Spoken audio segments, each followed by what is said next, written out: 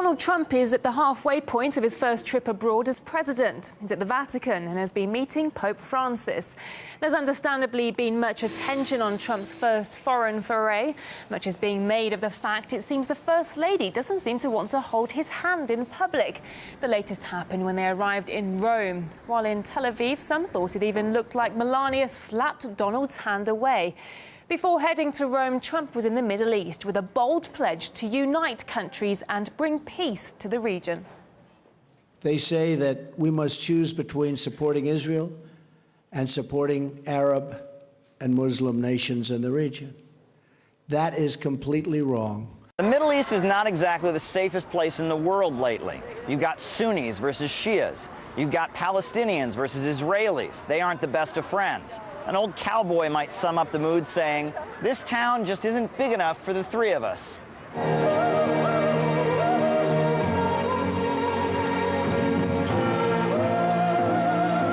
But there's a new sheriff in town. Donald Trump says that he can make everything right. I have seen many hopeful signs that lead me to believe that we can truly achieve a more peaceful future for this region and, frankly, all over the world. That's Trump in Israel, just off of a royal reception in Saudi Arabia, where he not only struck a $110 billion deal, but he also rallied regional countries to commit thousands of troops to the war on terror. But is terrorism the only thing that he's worried about? But no discussion of stamping out this threat would be complete without mentioning the government that gives terrorists safe harbor, financial backing. I am speaking, of course, of Iran. Now, those anti-Iran noises were music to Israel's ears, but selling weapons to the Saudis did not impress. Israel, a short time ago, voicing concern in particular about the U.S.'s $110 billion arms deal with Saudi Arabia. A senior Israeli cabinet minister says it is crucial that Israel maintain its military edge over its Arab neighbors. So how do we get the Israelis to be good to each other?